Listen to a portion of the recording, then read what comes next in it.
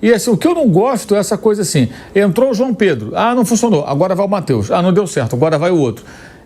Não tem nenhuma convicção, cara. Eu estou pensando num time com esses jogadores para jogar dessa maneira. Não deu certo a primeira vez, eu vou insistir, eu vou corrigir, eu vou treinar. Mas não, ele fica trocando. Então, assim, é totalmente aleatório. Se hoje o Matheus entra, joga bem e faz um gol. Não, legal, fez o gol, jogou bem, então vai ele. E outra coisa, né? Será que esse jogo não é um jogo para ele mudar um pouco aí a configuração do time? Pega a escalação da Argentina. Vai ver o meio-campo dos caras. Repleto. McAllister, Enzo Fernandes e Depou. Pois é. Aí você tem o Álvares, que não é um homem de área, um jogador que circula pelo ataque, volta, trabalha com os meias, o Almada. Assim, eles vão dominar o meio-campo. A Argentina vai dominar o meio-campo. Pelo menos em tese, pelo que se vê assim do desenho dos times. Ele não abre mão de ter o Rafinha, o Rodrigo e o Vinícius, né? Talvez ele pudesse mudar um pouco mais, encher mais o meio-campo, preencher mais o setor, congestionar um pouco mais o jogo. Mas não, ele tem alguns intocáveis e tem alguns que ele não coloca. E o que me irrita mesmo, é a tentativa e erro. Porque não é possível, cara. O jogador já entra. Você vê o João Pedro. Ele é um ótimo jogador. Faz diferentes funções. Teve uma oportunidade. O time não jogou bem. Ele também não jogou bem. Quem joga bem na seleção brasileira, tão bem quanto no time? Ninguém. Todos os jogadores são convocados por conta de boas atuações em seus clubes. Ninguém consegue reproduzir na seleção. Pode acontecer circunstancialmente. Sei lá, você pegar lá atrás, o André fez um bom jogo aqui, o Rodrigo fez um bom jogo aqui. Acontece. Mas ninguém consegue chegar próximo do nível médio de atuações pelos seus respectivos clubes na seleção do Dorival Júnior. Porque o time coletivamente não ajuda. E aí o João Pedro entra assim, cara, você tem que provar isso aqui. Você tem 45, 60 minutos. Não foi bem, tá fora. E quem entra depois tem uma certa vantagem. O Wesley é a mesma coisa. Gente, o Wesley jogou 11 minutos. A seleção da Colômbia marcou o Brasil lá na frente. Isso cansa, né? Desgasta. Empatou o jogo. Não virou o jogo. Parte final da partida. Fora de casa, já mais cansada, a Colômbia já cedia mais espaço, já estava satisfeita com 1-1.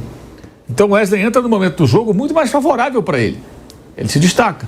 Aí as pessoas já criam uma expectativa exagerada. Hoje vai ser diferente. Começo do jogo, todo mundo inteiro, a Argentina, fora de casa, jogo encardido. Vai ser mais uma prova de fogo. Aí se o Wesley não for bem, também não serve. Quem é o próximo da fila? Aí traz um outro lateral. E assim vai. Então não tem nenhuma convicção. Os jogadores estão sendo sempre colocados para ver se dá certo. É como se alguma coisa tivesse que encaixar por um milagre, sabe assim, circunstancialmente. Eu acho isso muito pobre, cara. Muito pobre. Acho que com a possibilidade de convocar os jogadores, o selecionador, o técnico, ele deveria pensar numa forma de jogar, definir mais ou menos qual é o seu time base, insistir com ele, mudando as peças de acordo com a necessidade, com alguma circunstância de jogo. Pode reparar, qualquer jogador que entra, só o Wesley olhar para o João Pedro, que nem da posição dele. O cara chegou, foi convocado e tal, não jogou bem, já está fora. Se ele não jogar bem, na próxima ele está fora. Essa é a lógica da comissão técnica atual.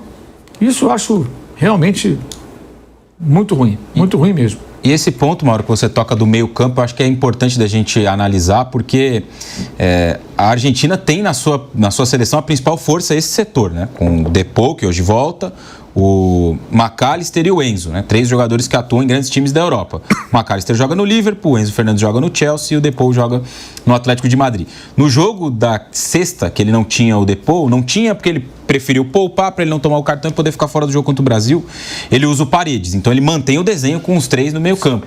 E o Dorival de novo vai insistir, né? Ele já divulgou ontem a escalação nessa formação, com 2 homens no meio campo, que não tem nenhum entrosamento. O Gerson e o Bruno Guimarães não jogam juntos nos clubes, muito longe disso, aliás, mas eles têm ali o mínimo entrosamento de jogar algumas partidas juntos pela seleção brasileira. O meio campo de hoje não, Joelinton e André. 2 jogadores também que nunca jogaram juntos, estiveram em campo, 5 minutos no jogo contra a Colômbia. Não era melhor ter Joelinton e João Gomes nessa situação? Talvez, André e João que jogam juntos no Wolverhampton, ou até um trio, até os 3 juntos, ou até os 3 juntos, que poderia dar um pouco mais de força e consistência para o meio campo da seleção brasileira, que já foi um tema no jogo contra a Colômbia.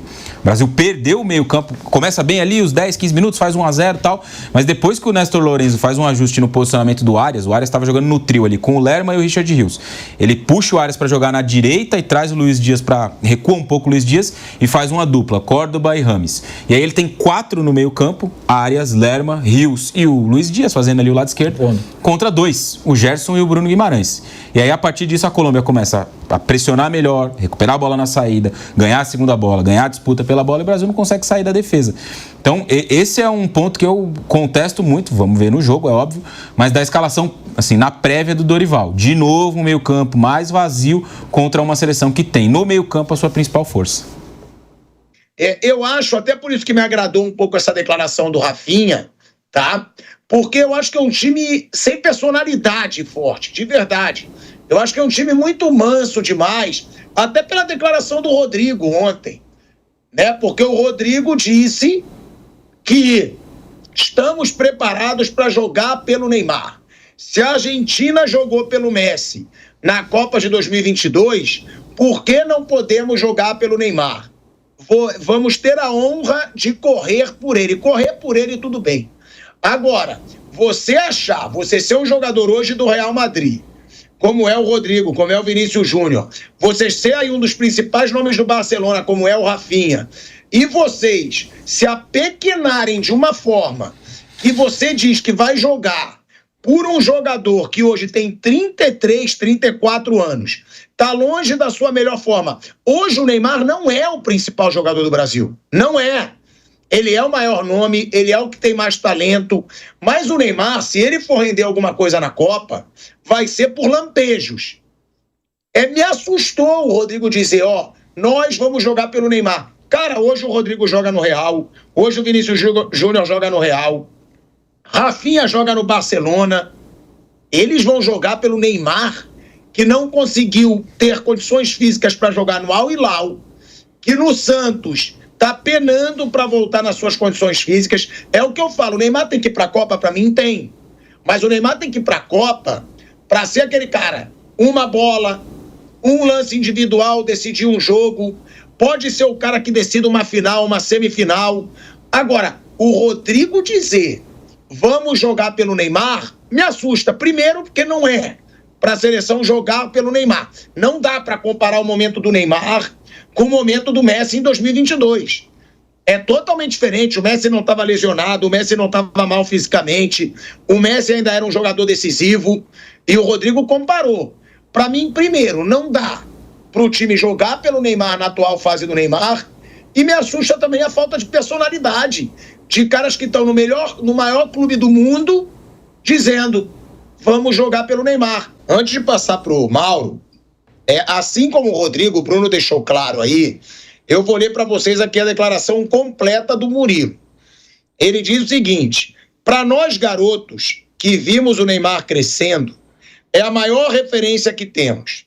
Estar junto com ele, dividindo treinos, vestiário, sabendo de experiências, eu pensei em uma coisa que falo para minha esposa, todo mundo, e eu creio. Penso a gente na Copa, final, contra a França, Argentina, não sei contra quem, mas espero que a Argentina. Projeto que estamos lá no vestiário, eu não sou muito de falar, mas eu olho e falo. Chegamos na Copa do Mundo. Chance de ser hexacampeão. Voltar a trazer orgulho para o nosso país. E olha, Ney, tô contigo, mano. Tô com você. Por tudo que você passou, tudo que falaram. Vou correr por você. Correr lá atrás por você. E te devolver a bola, porque eu confio em você. Você é o meu 10, é o meu faixa. Vamos pra cima.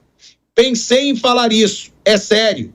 Tá tudo na cabeça. É a declaração. Cara, eu acho que jogador tem que ter inspiração, mas me assusta essa idolatria exagerada. Esses caras são jogadores de seleção brasileira. Esses caras já tinham que estar acostumados a estar do lado do Neymar, a estar do lado do Messi, a estar do lado do Bellingham, do Mbappé, do Haaland. Me assusta um pouco, eu não vou ser hipócrita, porque eu acho que falta um pouco de personalidade para esses caras, de ainda depender e querer ser muito parça do Neymar, mais do que uma seleção brasileira, Mauro. Isso é uma bobagem, isso aí, uma coisa infantil até. Neymar não joga na seleção, não joga em time nenhum um tempão. Fez agora 7 jogos pelo Santos, ficou quase 500 dias aí sem jogar, 490 dias, jogou 2 partidas pelo Al Hilal. Como eu falo há muito tempo, o Neymar é um jogador imaginário. A gente imagina que ele possa fazer coisas que a gente não sabe se pode fazer. Teve alguns lances aí de bola parada nos jogos do Santos. Na hora decisiva estava machucado, não pôde ajudar o Santos a classificar para a final do Campeonato Paulista. E na seleção ele não está jogando. O Neymar está no noticiário aí por conta de outras questões aí da vida dele pessoal, muito mais do que pelo que ele tem jogado. Aí fica essa coisa. Você não tem como comparar assim, a idolatria dos argentinos, do time argentino, pelo Messi, com o Neymar. O Messi está o tempo todo com ele, gente. Está jogando tudo com eles há um tempão. Vai para mais uma Copa do Mundo, provavelmente. Sabe? O cara tem uma liderança técnica. O Neymar está ali, as pessoas ficam idolatrando. Porque esses garotos que estão na seleção, eles eram crianças quando o Neymar era o grande jogador de futebol brasileiro. Então, é como havia da geração do Neymar em relação ao Ronaldo, né? Mas o Ronaldo, a certa altura, não jogava mais bola. Já estava ali, fora de forma, já em final de carreira. Até o jogo contra o Tolima que encerrou a carreira dele. O Neymar está nisso, aí fica essa coisa, eu acho uma bobagem, quer dizer, vou jogar por você e tal. Sinceramente, eu acho tão infantil isso, meio bobo, assim, sabe? Pode ser do Vinícius, pode ser do Rodrigo, de qualquer um, acho bobo. Bobo, foi o caso do Rodrigo, no caso, né? Acho bobo isso, assim, meio infantil, sabe? Fica lá, jogar, assumir protagonismo, jogar por ele, jogar pela seleção brasileira, não é pelo Neymar. Quanto tempo o Neymar não joga na seleção brasileira, gente? Quanto tempo? O Dorival treinou o Neymar na seleção? Não. O Diniz treinou? Também não. O Tite treinou? Quando? Na Copa do Mundo e depois? O Diniz treinou. O Diniz ficou atrás quando ele se machucou. Sim, foram 4 jogos. O Diniz até falou que o capítulo mais bonito da vida do Neymar com a camisa da seleção brasileira ainda estava por vir. Estava por vir, ele se machucou contra o Uruguai, é verdade. O Diniz treinou. Então ele não joga na seleção com eles depois de 4 jogos em 2023, né? Com o Fernando Diniz. Estamos em 25. Quanta coisa já aconteceu. Teve uma Copa América, ele ficou machucado, se contundiu. Sabe? A própria convocação dele é uma coisa, na minha opinião, totalmente subserviente por parte da comissão técnica. Convocaram na carteirada, no nome. Tem sentido convocar o Neymar? Não tinha nem condição de jogo, gente. Não conseguiu jogar pelo Santos, o jogo mais importante. Porque fez algum Olímpico na Inter de Limeira? Desculpa, né? Realmente, olha, tem que montar um time com os jogadores com os quais ele pode contar. E os jogadores têm que jogar por eles e pela seleção. Não pelo Neymar. Uma bobagem, eu acho meio bobo isso aí, sinceramente. Esse texto, então, pueril, nossa, meio vergonha alheia.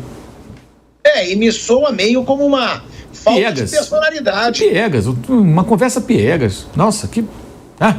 pelo amor de Deus. Não, e me soa um pouco como falta de personalidade. Eu mesmo falei, talvez esse discurso do Rafinha passe um pouquinho mais de personalidade, de coragem dessa seleção brasileira. Não é para na seleção brasileira, na minha opinião, ter babação de ovo do Neymar. É para o Neymar ali ser um companheiro de seleção, um cara experiente e respeitado. Mas parece que os jogadores da seleção brasileira, eles querem ser os parças do Neymar. Né? Eles querem ser aqueles caras que o Neymar vai gostar, que o Neymar vai postar nas redes sociais. Cara, chega de babação do Neymar na seleção. O Neymar tem que ser visto como um companheiro de seleção, como um jogador mais experiente, que muitos se inspiraram nele e que acreditam que ele vai ajudar a seleção brasileira, mas não essa babação do Neymar ser o ídolo. Caraca, tô jogando com o Neymar, caramba, vou jogar pelo Neymar. Até porque a fase do Neymar é pior do que a de todos os outros atacantes hoje da seleção brasileira. A fase do Neymar é pior, muito pior que a do Vinícius Júnior. A fase do Neymar é muito pior que a do Rafinha, que está inclusive disputando aí o prêmio de melhor do mundo no ano. Rafinha tem 31 gols e, se eu não me engano, 21 assistências na temporada. É um dos caras do Barcelona que é um dos favoritos para conquistar essa Champions League. A fase do Rodrigo é melhor que a do Neymar. A fase do Estevão é melhor que a do Neymar. Então, não tem porquê ficar nessa bajulação. Chegou a hora da seleção brasileira ter personalidade. Chegou a hora desses caras saberem que eles são os caras, não é mais o Neymar. O Neymar já foi. Hoje o Neymar pode ser um cara importante? Claro que pode. Mas tratar o Neymar como se ele fosse o Neymar de 2014, o Neymar até mesmo de 2018, para mim, é uma babação que pode atrapalhar a seleção brasileira. a gente segue no YouTube para falar dessa situação da seleção argentina. Por que essa seleção hoje, Raí, na sua opinião, é tão forte, mesmo sem o Messi? Porque tem um conjunto, né? Principalmente, acho que é algo que o Brasil não tem. A Argentina não depende de individualidades para resolver um jogo.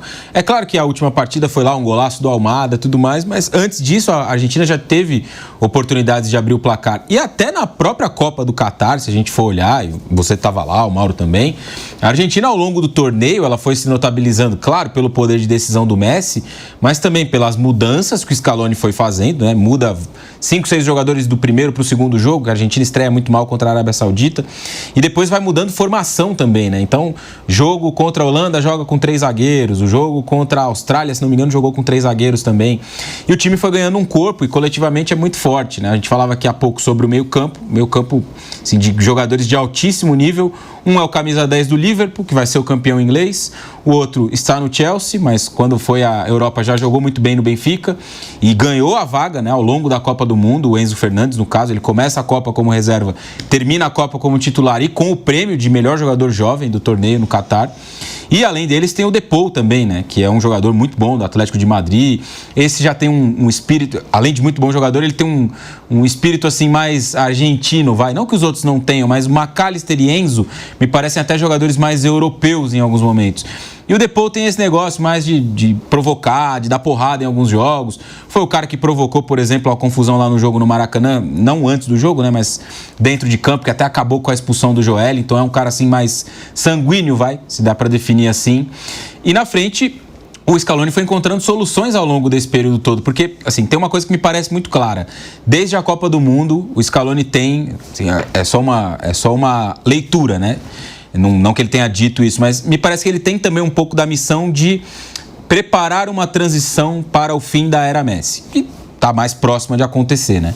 Cada ano que passa, está mais próximo do Messi deixar a seleção do que o contrário. Então, a gente já vê vários jogos em que o Messi começa no banco, em que ele entra ao longo do jogo, ou que ele sai ali no começo do segundo tempo, coisa que não era tão comum assim. Claro que o título da Copa do Mundo ajuda nesse sentido, né? Então, mais protagonismo para o Álvares, do Atlético de Madrid, mais protagonismo para o Lautaro. Nessa convocação, por exemplo, o Giovanni Simeone, que é o filho do Simeone, inclusive joga no Atlético de Madrid, ganhando espaço, o garoto que esteve nos Jogos Olímpicos no ano passado, jogou pela seleção argentina, a seleção do Mascherano, foi até as quartas de final.